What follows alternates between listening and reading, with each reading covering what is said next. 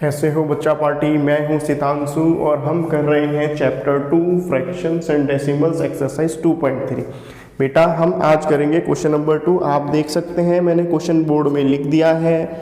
और हम सबसे पहले क्या करते हैं, सबसे पहले अपने क्वेश्चन को पढ़ते हैं ताकि हमें क्वेश्चन अच्छी तरीके से समझ में आए। जब क्वेश्चन समझ आएगा तो आंसर फाइंड आउट करने में कोई प्रॉब्लम नहीं होगी। चलिए मेरे साथ अपनी बुक में इस क्वेश्चन को मैं पढ़ूंगा, आप ध्यान से देखेंगे और समझेंगे। क्वेश्चन 2 है एक्सरसाइज 2.3 का, find the reciprocal of each of the following fractions. I am repeating the statement, find the reciprocal of each of the following fractions. मतलब हमें क्या करना है, रेसिप्रोकल फाइंड आउट करना है हर फ्रैक्शन का जो हमारे क्वेश्चन में गिवन है। क्या करना है, हमें रेसिप्रोकल फाइंड आउट करना है हर फ्रैक्शन का जो हमारे क्वेश्चन में गिवन है। अब रेसिप्रोकल क्या होता है वो मैंने आपको प्रीवियस वीडियो में बताया था। अब आप मुझे बताइए रेसिप्रोकल होता क्या है। सोचो, रेसिप्रोकल का मतलब होता है कि जो ये आपके पास वैल्यू है फ्रैक्शन की, तो इसका जो न्यूमरेटर है वो डिनोमिनेटर बन जाएगा और डिनोमिनेटर न्यूमरेटर बन जाएगा। इसे बोलते हैं रेसिप्रोकल। रेसिप्रोकल मीन्स कि न्यूमरेटर को हम डिनोमिनेटर में लिखेंगे और डिनोमिनेटर को हम न्यूमरेटर में लिखेंगे। इसे रेसिप्रोकल कहा जाता है।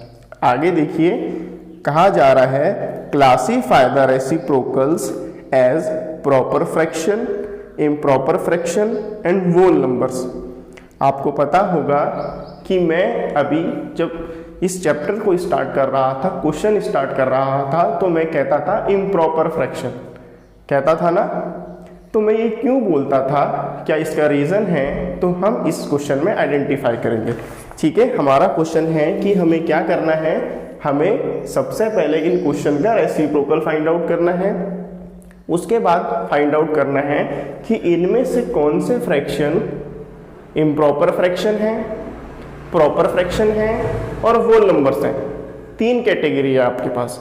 ठीक है, तो सबसे पहले इसे हम रेसिप्रोकल करेंगे। और एक चीज़ का ध्यान रखना बच्चे कि जब भी आप क्वेश्चन नोटबुक में लिखोगे तो उसे ध्यान से लिखना, क्योंकि क्वेश्चन गलत तो आंसर गलत। अभी तो कुछ बात नहीं होगी, लेकिन जब आप एग्जाम में करोगे तो इसमें बहुत ज़्यादा प्रॉब्लम आ सकती है। तो हम क्वेश्चन मैंने उतार दिया है, आप उतारो और रीचेक करो। सेकंड का फर्स्ट है 3/7, सेकंड है 5/8, थर्ड है 9/7, फोर्थ है 6/5, फिफ्थ है 12/7, सिक्स्थ है 1/8, 7 है 1/11। ठीक है, क्वेश्चन हमने सही उतारे हैं, आपने भी सही उतारे होंगे। चलिए सबसे पहले सारे क्वेश्चन का हम रेसिप्रोकल कर देंगे। रेसिप्रोकल का मतलब डिनोमिनेटर को न्यूमरेटर में लिख देंगे और न्यूमरेटर को डिनोमिनेटर में। इसी तरीके से इसका भी करेंगे। 8 ऊपर आ जाएगा, 5 नीचे आ जाएगा। इसका भी करेंगे, 7 ऊपर आ जाएगा और 9 नीचे आ जाएगा। इसका भी करेंगे, कैसे करेंगे, 5 ऊपर 6 नीचे। ठीक है, ऊपर के डिजिट नीचे, नीचे के डिजिट ऊपर। इसका करते हैं 7 ऊपर 12 नीचे। इसका करते हैं 8 ऊपर 1 नीचे। इसका करते हैं 11 ऊपर और 1 नीचे। ठीक है, अब हम सब के रेसिप्रोकल को कर चुके हैं। अब आइडेंटिफाई करेंगे इसमें से कौन से प्रॉपर फ्रैक्शन है, कौन से इम्प्रॉपर फ्रैक्शन है, कौन से होल नंबर है। ठीक है, अब कैसे आइडेंटिफाई करें, तो हमेशा ध्यान रखना कि when the numerator is greater than the denominator, this form is called improper fraction. मतलब ये है कि कभी आपका जो न्यूमरेटर है वो अगर डिनोमिनेटर से बड़ा होगा तो वो इम्प्रॉपर फ्रैक्शन होगा। जैसे कि इस केस में है, न्यूमरेटर बड़ा है, डिनोमिनेटर छोटा है। तो जब न्यूमरेटर बड़ा होगा और डिनोमिनेटर छोटा होगा तो ये इम्प्रॉपर फ्रैक्शन कहलाया जाएगा। तो यहाँ पे लिखेंगे हम प्रॉपर फ्रैक्शन। ठीक है, अब ऐसे ही वैल्यूज को हम पूरे क्वेश्चन में फाइंड आउट करते हैं कि कौन से क्वेश्चंस में न्यूमरेटर बड़ा है, डिनोमिनेटर छोटा है। यहां पर बड़ा है न्यूमरेटर, डिनोमिनेटर छोटा है, तो ये भी आपका होगा इम्प्रॉपर फ्रैक्शन। ठीक है, शॉर्ट में लिख दिया मैंने इम्प्रॉपर फ्रैक्शन। ठीक है, यहां पर नहीं है ऐसा, न्यूमरेटर छोटा है, डिनोमिनेटर बड़ा है। यहां पर भी ऐसा नहीं है, यहां पर ऐसा नहीं है। तो हमारे क्वेश्चन में यहां पर भी है और यहां पर भी है, लेकिन इनके डिनोमिनेटर में है 1। तो जिसके डिनोमिनेटर में 1 होगा वो आपका इम्प्रॉपर फ्रैक्शन नहीं होगा। तो 1 के अलावा कुछ भी होगा तो वो इम्प्रॉपर फ्रैक्शन होगा।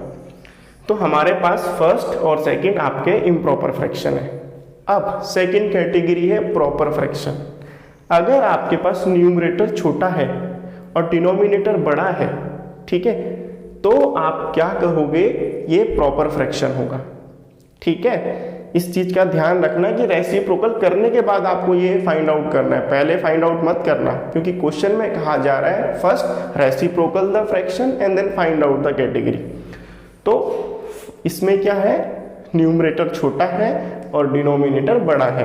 तो ये ऐसी कंडीशन हो जब न्यूमरेटर छोटा हो और डिनोमिनेटर बड़ा हो, तो ये आपके पास होता है प्रॉपर फ्रैक्शन।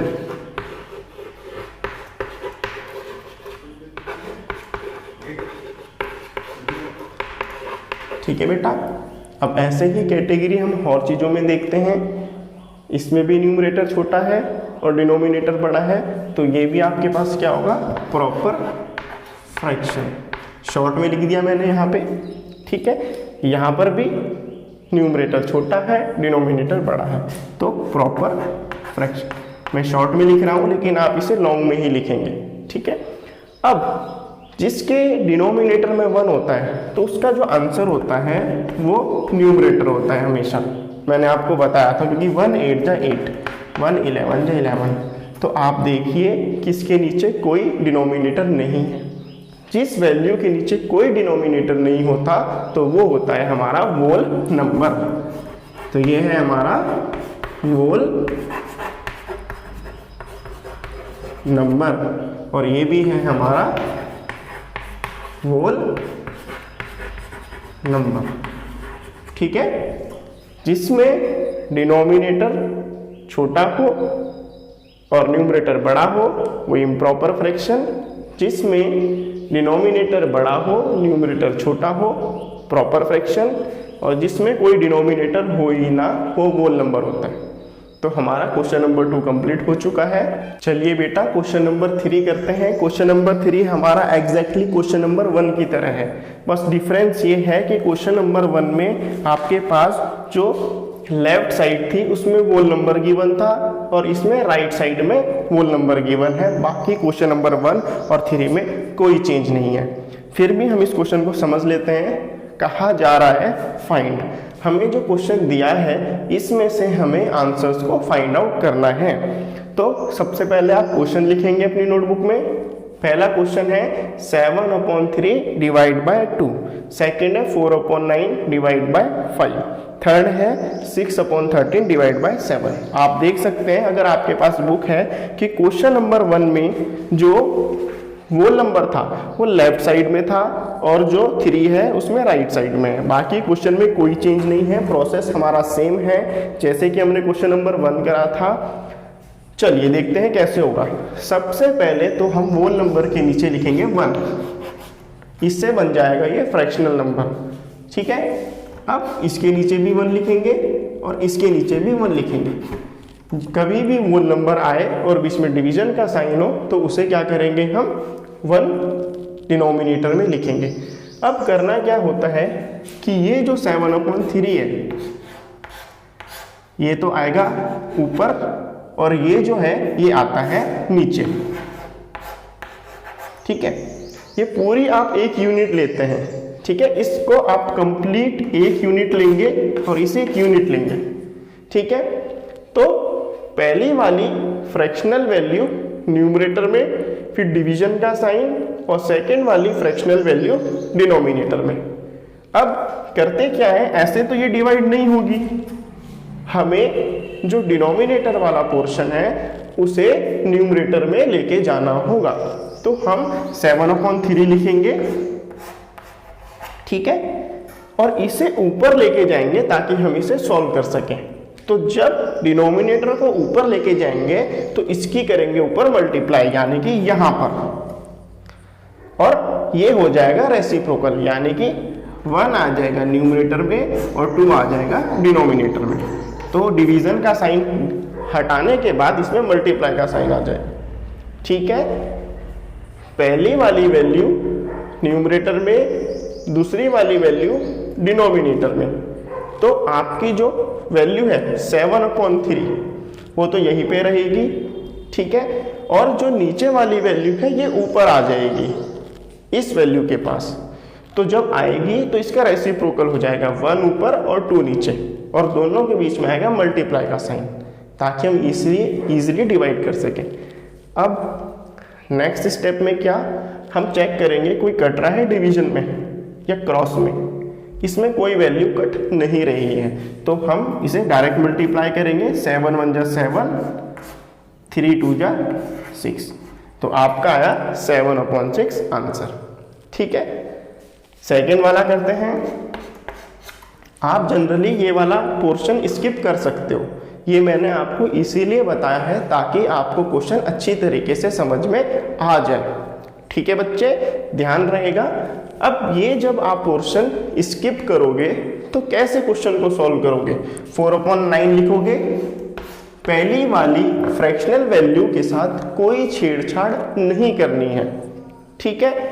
अब जो 5/1 है इसको आप देख सकते हैं 2/1 क्या हुआ, 1/2, तो इसी का रेसिप्रोकल हम यहीं पर कर देंगे। तो ये 5/1 था, इसे कर दिया हमने 1/5, ठीक है। इस पोर्शन को स्किप करने के लिए, क्योंकि 2/1 था उसे रेसिप्रोकल करा तो 1/2 हुआ, तो इसे डायरेक्टली यहाँ पे रेसिप्रोकल कर देंगे 1/5, और दोनों के बीच में आ जाएगा मल्टीप्लाई का साइन। ध्यान रहेगा 5/1 होगा 1/5 और दोनों के बीच में मल्टीप्लाई का साइन। तो ये पोर्शन हमने स्किप कर दिया। अब देखेंगे क्रॉस में कोई वैल्यू कट रही है, बताओ जरा देख के। नहीं कट रही है। क्या डिवीजन में कट रही है? नहीं कट रही है। तो इसका आंसर आएगा न्यूमरेटर की मल्टीप्लाई न्यूमरेटर के साथ, 4 1 जा 4, 9 5 जा 45। ठीक है, बहुत आसान है, बस आप समझेंगे तो चुटकियों में समझ में आ जाएंगे। इसको भी वैसे ही करेंगे, आप मुझे गाइड करो कैसे होगा। 6/13 क्या करेंगे अब नेक्स्ट, इस वाली वैल्यू को रेसिप्रोकल, वेरी गुड। तो इसे रेसिप्रोकल करेंगे 1/7। अब बताओ नेक्स्ट में क्या करेंगे। हाँ, डिवीजन में चेक करेंगे कोई वैल्यू कट रही है, नहीं कट रही है। क्रॉस में कट रही है, नहीं कट रही है। फिर क्या होगा नेक्स्ट स्टेप, इसको करेंगे मल्टीप्लाई। 6 1 जा 6, 13 7 जा कितना होगा 91। ठीक है, इस तरीके से हमारे क्वेश्चंस को सॉल्व करेंगे हम। अब इसके 3 पार्ट्स रह गए हैं बेटा, वो 3 पार्ट्स आप खुद भी कर सकते हो, क्योंकि बाकी के जो 3 पार्ट्स हैं वो इसी तरीके से होंगे, कोई डिफिकल्टी नहीं। और यहां तक कि जो इसका क्वेश्चन नंबर 4 है वो भी सेम इसी तरीके से होगा। क्वेश्चन नंबर 1, क्वेश्चन नंबर 3 और क्वेश्चन नंबर 4 सारे इसी तरीके से होंगे, इसमें कोई चेंज नहीं होगा। लेकिन इसमें किसी किसी क्वेश्चन के बीच में मिक्स फ्रैक्शन गिवन है, तो वो मैंने आपको बताया हुआ है कि मिक्स फ्रैक्शन को आपको कैसे कन्वर्ट करना है। ठीक है, चलिए बेटा अब हम नई एक्सरसाइज स्टार्ट करते हैं, वो है एक्सरसाइज 2.4। ठीक है, अभी तक तो हमने करा कि हम फ्रैक्शंस वैल्यू को कैसे सॉल्व करेंगे। अब हम देखेंगे कि डेसिमल वैल्यू को कैसे सॉल्व करना है। आपने ये 6th 5th क्लासेस में भी पढ़ा होगा, अगर आपको नहीं क्लियर है तो आप अच्छी तरीके से इसे समझिए, तो आपका रिवीजन भी हो जाएगा। तो 2.4 में कहा जा रहा है फाइंड, हमें फाइंड करना है। फाइंड का मतलब मैंने आपको बताया है कि ढूंढो, फाइंड आउट करो कि क्या आंसर होगा। तो आपके पास देखिए ये 0.2 है, डेसिमल वैल्यू है, और मैंने आपको बताया था स्टार्टिंग में इंट्रोडक्शन पार्ट में कि कोई भी वैल्यू डेसिमल में हो तो उसे कहा जाता है डेसिमल वैल्यू। अब डेसिमल क्या होता है, किसी भी दो डिजिट्स के बीच में अगर पॉइंट है तो उस पूरी वैल्यू को डेसिमल वैल्यू कहा जाता है। जैसे कि इसमें 4.6 है, ये आपके पास डेसिमल वैल्यू है। 2.7 है, ये आपके पास डेसिमल वैल्यू है। कोई भी डिजिट डेसिमल में हो वो डेसिमल वैल्यू होती है।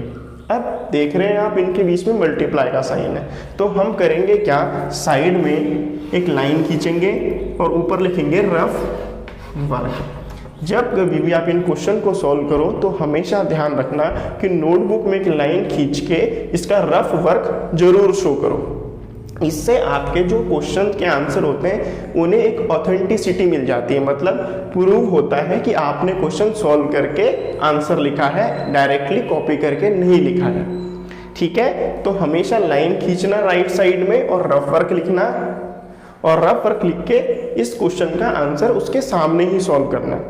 इससे आपके क्वेश्चन को एविडेंस मिल जाएगा कि आपने सॉल्व करके आंसर लिखा है। आप करेंगे कैसे, ध्यान रखना कि दोनों डिजिट में से जो डिजिट की डिजिट्स ज़्यादा हैं, मतलब जो वैल्यू है जिसमें डिजिट्स ज़्यादा हैं, जैसे कि 0.2 ज़्यादा है, तो इसे आप लिखेंगे यहाँ पर। फर्स्ट लिखेंगे 0.2 और 6 लिखेंगे इसके नीचे और मल्टीप्लाई करेंगे इसे, क्योंकि मल्टीप्लाई का साइन है। ठीक है, तो 0.2 जिसमें डिजिट्स ज़्यादा होगी वो वैल्यू ऊपर और दूसरी वाली वैल्यू नीचे। अब इसे मल्टीप्लाई करेंगे, 6 2 जा 12 आया। 12 में से जो राइट साइड वाली वैल्यू है वो नीचे आएगी, 1 इसके ऊपर आएगा। ठीक है, तो 6 2 जा 12 की राइट वाली वैल्यू नीचे और 1 कैरी के लिए। 6 0 जा 0, अब 0 आंसर आया। कोई बच्चा गलती क्या कर देता है, यहाँ पे मिस्टेक आप ये करते हो कि 6 0 जा 6 लिख दोगे, वो नहीं करना है। किसी भी वैल्यू की मल्टीप्लाई 0 के साथ होगी तो हमेशा आंसर 0 आएगा। इस चीज़ का बहुत ध्यान रखना है आपको। किसी भी वैल्यू की मल्टीप्लाई अगर 0 के साथ होगी तो उसका आंसर हमेशा 0 आएगा, इसका ध्यान रखना है। ऐसा मत करना कि 6 0 जा 6 लिख दिया, गलत हो जाएगा। तो 6 0 जा 0, कैरी ऐड करेंगे, 0 + 1 1, कितना बना 12। अब देखें कि क्वेश्चन में कितनी डिजिट के बाद पॉइंट है from right side. Right side में एक डिजिट के बाद पॉइंट है, तो हम यहाँ पे लिखेंगे एक डिजिट के बाद आंसर में भी पॉइंट। ठीक है, बहुत सिंपल है। जो ज़्यादा डिजिट्स है उसे न्यूमरेटर में और जो कम डिजिट है उसे यहाँ पे उसके नीचे और मल्टीप्लाई कर देंगे। जैसे नॉर्मली हम मल्टीप्लाई करते हैं वैसे ही करेंगे, और 0 की जिससे मल्टीप्लाई होगी उसका आंसर 0 आएगा। तो ये आया 1/2, सॉरी 1/2 नहीं 1.2। कैसे, राइट साइड से चेक करा कितनी डिजिट के बाद पॉइंट है, एक डिजिट के बाद, आंसर में भी एक डिजिट के बाद हमने क्या कर लिया, पॉइंट लगा दिया। ठीक है, तो 1.2, तो हमारा इसका आंसर आया 1/1.2 आंसर। ठीक है, इसका कैलकुलेशन इसी के सामने। अब सेकंड वाला सॉल्व करते हैं। अब मुझे गाइड आप करेंगे कि मैंने जो जो आपको स्टेप फर्स्ट में बताए थे वो स्टेप आप मुझे पीछे से बताएंगे और हम आगे फॉलो करेंगे। ठीक है, तो 4.6 है आपका, तो 4.6 दो डिजिट है तो ऊपर लिखेंगे, एक डिजिट है उसे नीचे लिखेंगे। ठीक है, जिसमें ज़्यादा डिजिट वो ऊपर, जिसमें कम डिजिट है वो नीचे। अब क्या करेंगे, 8 की मल्टीप्लाई पहले फर्स्ट डिजिट से, तो 8 6 जा 48। 48 में से जो राइट साइड में 8 वो आएगा यहाँ पर, और ये 4 आएगा यहाँ पे कैरी के लिए। ठीक है, 8 4 जा 32, 32 में 4 जो कैरी है उसे ऐड करेंगे, 32 + 4 36। नेक्स्ट स्टेप में चेक करेंगे क्वेश्चन में कितनी डिजिट के बाद पॉइंट है फ्रॉम राइट साइड। 6 यानी कि एक डिजिट है, इसके बाद पॉइंट है। उसी तरीके से आंसर में भी हम एक डिजिट के बाद पॉइंट लगा देंगे, तो आंसर आया 36.8। क्लियर है बच्चे, वेरी गुड। थर्ड भी ऐसे ही करेंगे, जिसमें ज़्यादा डिजिट है ऊपर आएगा 2.71 अपॉन 5, मल्टीप्लाई करेंगे 5 1 जा 5, 5 7 जा 35, 35 में से 5 नीचे आएगा, 3 कैरी ऊपर लगेगा, 5 2 जा 10, 10 में 3 ऐड करेंगे 13। अब राइट साइड से कितनी डिजिट के बाद पॉइंट है आप बताइए? 2 डिजिट के बाद। यहाँ से चेक करना है राइट से, 1 और 7 2 डिजिट के बाद पॉइंट है, आंसर में भी हम 2 डिजिट के बाद पॉइंट लगाएंगे। तो आपका इसका आंसर आएगा 13.55। क्लियर है? बहुत आसान है, जिस सिर्फ आपको समझना है और समझने के बाद आपको सॉल्व करना है। ठीक है, चलिए बाकी के क्वेश्चन देखते हैं इसी क्वेश्चन के।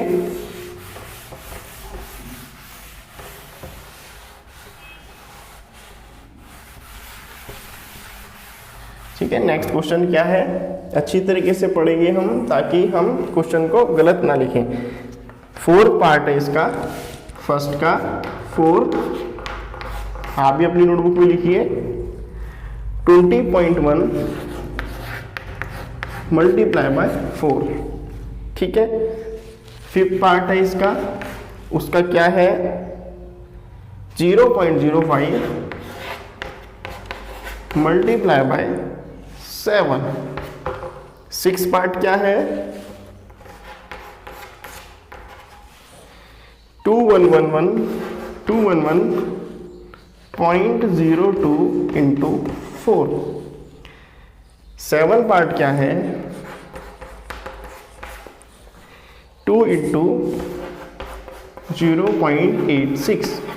क्वेश्चन को रीचेक करेंगे ताकि हमने क्वेश्चन गलत तो नहीं उतार लिए हैं, इसका पता चल सके हमें। 4 है 20.1 इंटू 4 सही है, 5th है 0.05 इंटू 7 सही है, 211.02 मल्टीप्लाई बाय 4 सही है, 2 इंटू 0.86 ये भी सही है।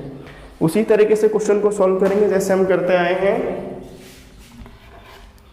लाइन खींची, क्वेश्चन है 4 डाला, ठीक है, क्या है 20.1 मल्टीप्लाई बाय 4 1 जा 4, 4 0 जा क्या होगा 0, 4 2 जा 8, तो एक डिजिट के बाद पॉइंट है तो 80.4, तो इसका आंसर आया 80.4।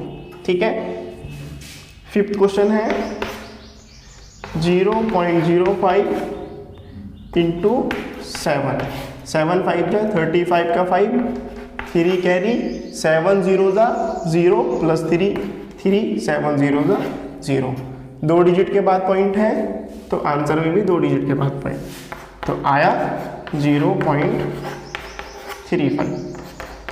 ठीक है, अब नेक्स्ट क्वेश्चन है 6th पार्ट 211.02 इंटू 4, 4 2 जा 8, 4 0 जा 0, 4 1 जा 4, 4 1 जा 4, 4 2 जा 8। क्वेश्चन में कितनी डिजिट के बाद पॉइंट है राइट साइड से 1 और 2, तो यहाँ पर भी 2 डिजिट के बाद हम पॉइंट लगा देंगे। तो आपका क्या है 844.08। ठीक है, लास्ट क्वेश्चन मैंने आपके लिए छोड़ दिया, इसे आप खुद सॉल्व करेंगे, मैं नहीं करके बताऊंगा। ठीक है, तो क्वेश्चन 1 हमारा कंप्लीट हो चुका है। अगर वीडियो अच्छी लगी हो, समझ में आई हो, तो इसे लाइक करें, सब्सक्राइब जरूर करें और शेयर जरूर करें। ठीक है बेटा, वेरी गुड।